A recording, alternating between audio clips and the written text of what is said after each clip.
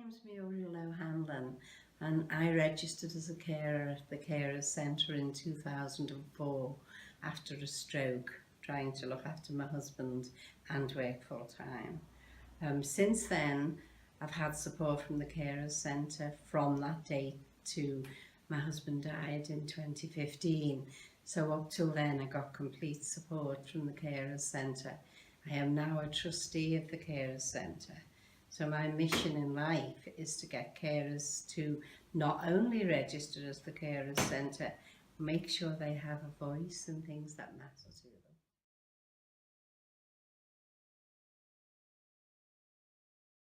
The first thing I would advise carers in Knowsley to do to empower themselves is to admit they are carers, to identify themselves as carers, hopefully be registered with the Carers Centre and be where things are happening, things that will affect their lives.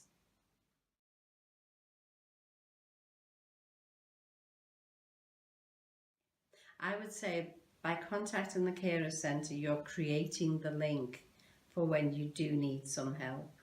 So by everything given to the Carers Centre, all information is totally confidential.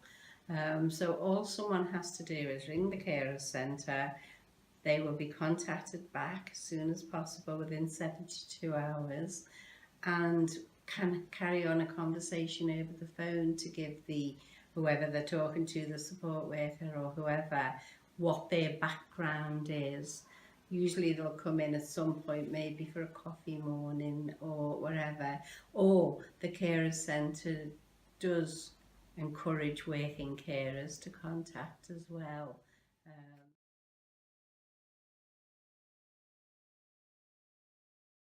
There are leaflets that are widely distributed throughout the Knowsley area by the staff from the Carers Centre with phone numbers on. And more than just, depends where you live. So Knowsley has got different parts. So the leaflets will say the Halewood number, the Heighton number, Kirby number. But it makes no difference which one of the numbers you use. We encourage people to use the Kirby number because most people are here, the professional staff.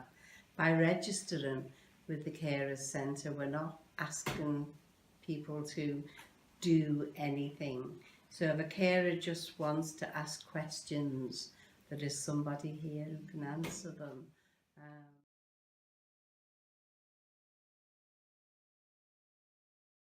If carers want to come in and meet other carers, there are things like coffee mornings and various forums that are held here.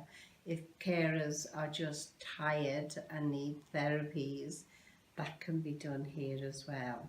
So carers have a chance to be very actively involved or to be very actively informed.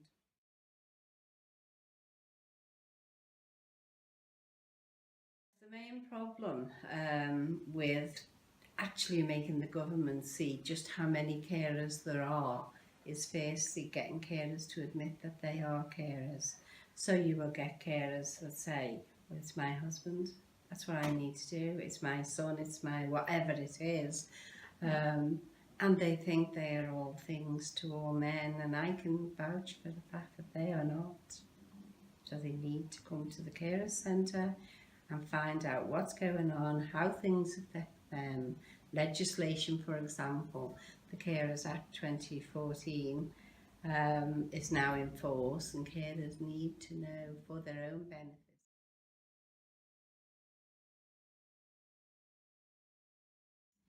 But the biggest problem is getting carers to put themselves in the line. So for example, when I had my stroke in 2004, I was told by someone here at the Carers Centre that by coming for counselling to put myself first, then I was of more use to my husband John than for my health to go, and then he's in a predicament because he was severely disabled.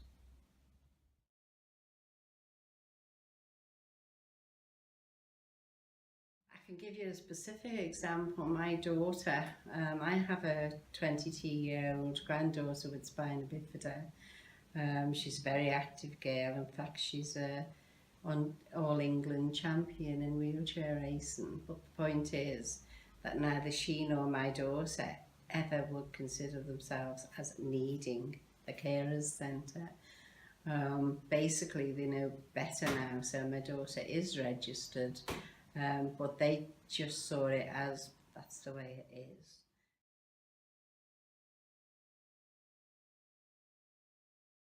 I think the other end of the spectrum will be older people. My biggest problem as a trustee is talking to older people who feel it's their duty to struggle, to manage is the common word, to manage. I was at a local forum recently where I was told that repeatedly, he's my husband, she's my wife, whoever it might be, and feel getting in touch with the carers centre as a betrayal. But once they do, they can't be more thrilled. And people say to me, I wish I'd done that years ago. I wish I'd known that, whatever. And one of the main things that happens is we have a person at the carers centre who's able to give benefits advice. And older people feel that asking for help in a financial way is again another form of betrayal. So it's sort of opening their eyes and convincing people that it doesn't matter how young they are or how old they are, if they're still in that position, they need the carers centre.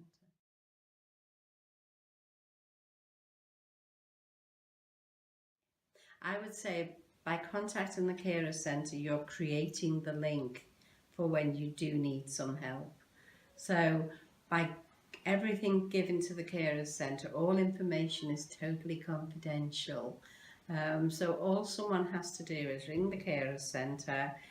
They will be contacted back as soon as possible within 72 hours and can carry on a conversation over the phone to give whoever they're talking to, the support worker or whoever, what their background is.